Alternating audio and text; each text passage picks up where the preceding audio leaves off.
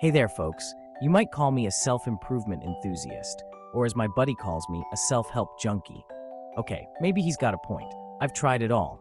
Meditation, yoga, affirmations, still waiting for those million-dollar results.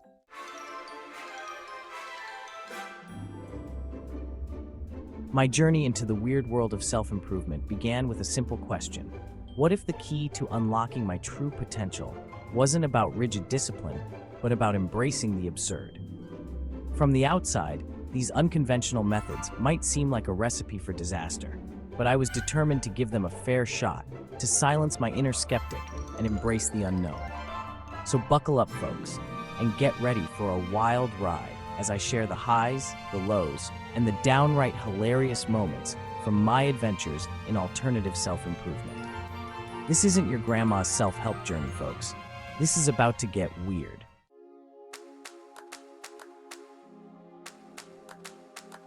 Now, don't get me wrong, I'm all for self-improvement. But somewhere along the line, I felt like the self-help world had become a bit of a hamster wheel. Lots of running, not a lot of getting anywhere. You read the books, listen to the podcasts, chant the affirmations, drink the green smoothies, but deep down, something's missing. Traditional self-improvement often focuses on fixing what's wrong with us. But what if our quirks and imperfections are what make us interesting, make us human? I believe there's a place for self-acceptance, for embracing the messy, imperfect, and yes, even the downright weird parts of ourselves.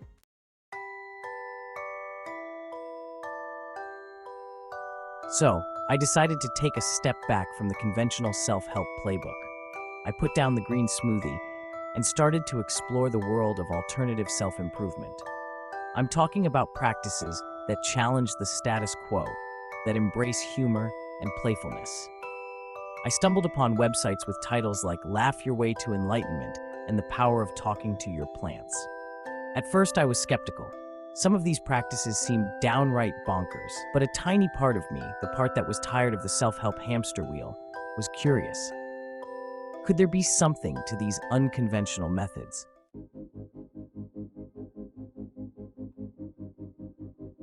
Stepping outside my comfort zone was never easy, but something about the absurdity of these alternative methods called to me. Maybe it was the promise of laughter, the chance to not take myself so seriously for once. Or maybe it was the possibility of discovering something new, something unexpected. Whatever the reason, I took a deep breath, silenced my inner skeptic, and decided to dive headfirst into the wacky world of alternative self-improvement. Little did I know, this was just the beginning of a wild and hilarious adventure.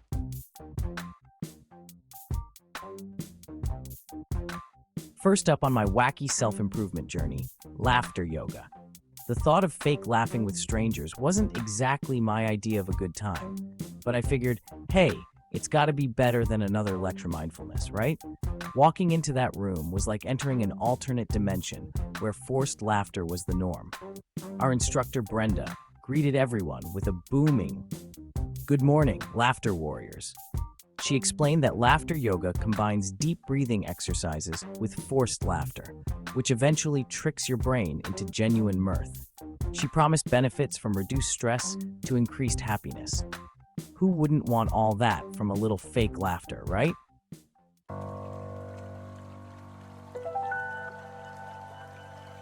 After laughter yoga, I decided to try something more low-key, talking to plants. I picked up a ficus tree from the local nursery and set him up in my living room. I named him Ferdinand.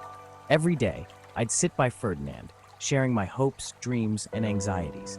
At first, it felt ridiculous, but as the days turned into weeks, something strange happened.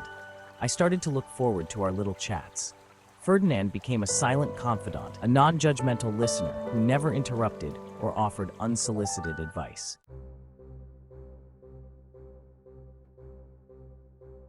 If talking to plants was my attempt at finding inner peace, then shadowboxing with my ego was my foray into inner combat. The idea was to physically confront your negative thoughts and limiting beliefs. So, there I was, in my living room, throwing punches at an invisible opponent. I imagined my ego as this hulking, shadowy figure, taunting me with all my deepest fears and insecurities. As I continued to jab and weave, something started to shift. I found myself channeling my frustrations, anxieties, and self-doubt into each punch.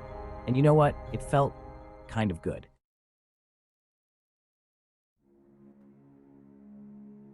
Of all the unconventional self-improvement methods I tried, spooning furniture for emotional support was by far the most, well, let's just say it took some explaining to my roommates. The premise was that physical contact with inanimate objects could provide a sense of comfort, security, and grounding. One particularly stressful evening, I found myself drawn to the living room armchair.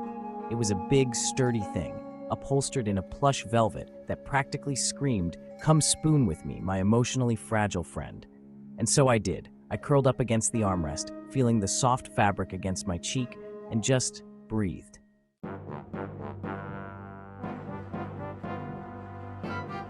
As my journey into the realm of absurd self-improvement continued, I stumbled upon what would be my greatest challenge yet: meditation while wearing a banana suit. There I was, in the middle of the bustling city park, dressed as a giant yellow fruit, trying to find my inner peace among the bewildered glances of passersby. The idea was simple, yet profoundly ridiculous. The banana suit was meant to challenge the very notion of dignity and self-consciousness. How could I achieve mindfulness if I was constantly worried about how absurd I looked? As I closed my eyes and focused on my breathing, the initial self-consciousness and giggles from the crowd began to fade. The absurdity of the situation peeled away, revealing a simple truth: peace comes from within, not from the clothes we wear or the image we project.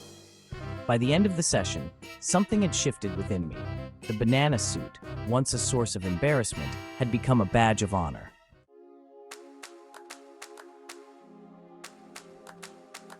As I stepped away from the meditation cushion, still clad in my banana suit, I caught a glimpse of myself in a nearby reflective window. The sight was ludicrous, yet it sparked a moment of unexpected introspection. What had I learned from all these unconventional methods?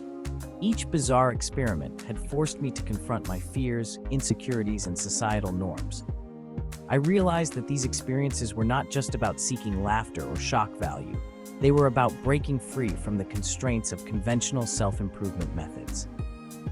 This reflection led me to appreciate the power of vulnerability. By putting myself in seemingly ridiculous situations, I had opened myself up to new perspectives and possibilities.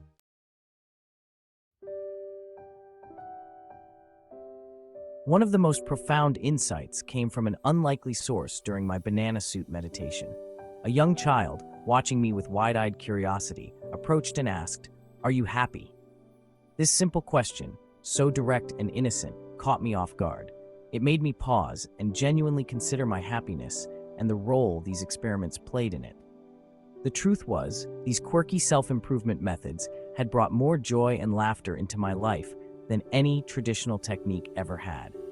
They reminded me that happiness often comes from unexpected places, and that sometimes the best way to find it is to stop taking ourselves so seriously and just play.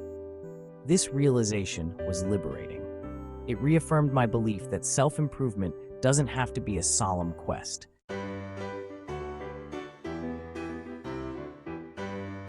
As I look back on my journey of self-improvement gone wild, I am struck by the richness of the experiences and the lessons learned. The road ahead seems less daunting now, filled with endless possibilities for growth and exploration. I feel empowered to continue embracing eccentricity, not just as a method, but as a philosophy of life. Whether it's wearing a banana suit in public or whispering secrets to a ficus tree, the key is to find what resonates with you, what makes you laugh, think, and ultimately grow. This journey has taught me that sometimes the most profound growth comes from the most unexpected and seemingly absurd places.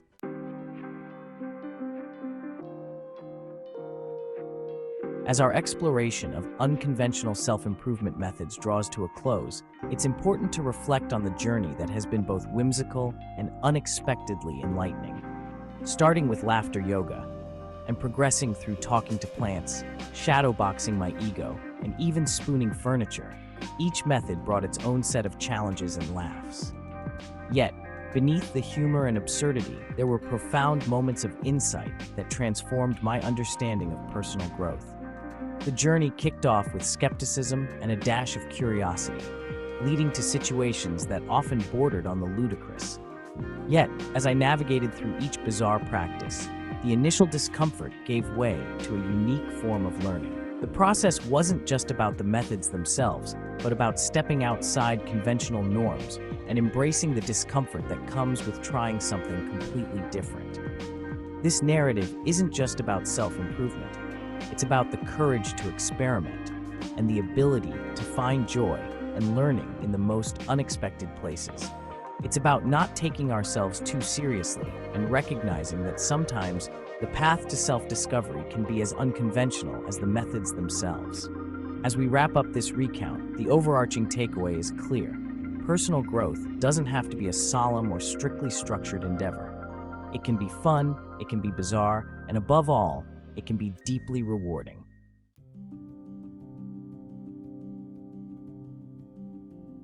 Reflecting on the outcomes of these experiments, several key insights emerge that reshape traditional views on self-improvement. First and foremost is the power of laughter and levity. Engaging in laughter yoga not only broke the ice with strangers, but also reminded me that joy can be a profound tool for breaking down barriers and fostering resilience. This method, while seemingly trivial, highlighted the importance of incorporating joy into the pursuit of personal growth. Another significant insight came from the more solitary practices, such as talking to plants and meditating in a banana suit. These activities underscored the importance of solitude and introspection in understanding oneself. They taught me that silence and seemingly silly acts could lead to powerful moments of self-awareness and inner peace. The journey also brought unexpected surprises, such as the genuine connections formed during these activities. Whether it was shared laughter in a park or conversations sparked by my unusual attire, each interaction revealed that people are drawn to authenticity and vulnerability. These encounters were reminders that human connections can flourish under the most unconventional circumstances. Lastly, embracing absurdity proved to be a liberating experience. It allowed me to break free from the shackles of routine and predictability, encouraging a more creative and open-minded approach to life's challenges. This openness is something I aim to carry forward, both in personal development and in everyday interactions.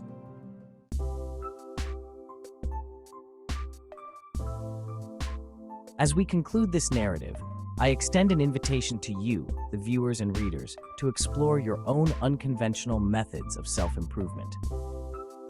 What quirky or absurd practices could you integrate into your life? How might these methods shift your perspective or challenge your boundaries? I encourage you to share your experiences, as bizarre as they may be, and to find joy in the process. Consider this not just as an end, but as a beginning of a dialogue about the many paths to personal growth. By sharing our stories, we can inspire each other to explore beyond the conventional, to learn in ways we never expected, and to connect through our shared human experience. So grab your metaphorical banana suit, step out of your comfort zone, and discover what extraordinary lessons await in the realm of the unconventional. In conclusion, this journey of self-improvement gone wild has been one of the most enlightening adventures of my life. It has challenged my perceptions, brought unexpected joy, and taught me valuable lessons in resilience, connection, and the power of a good laugh. I look forward to hearing about your journeys and the unique insights you uncover. Here's to embracing the wild, the wacky, and the wonderful in our quest for self-improvement.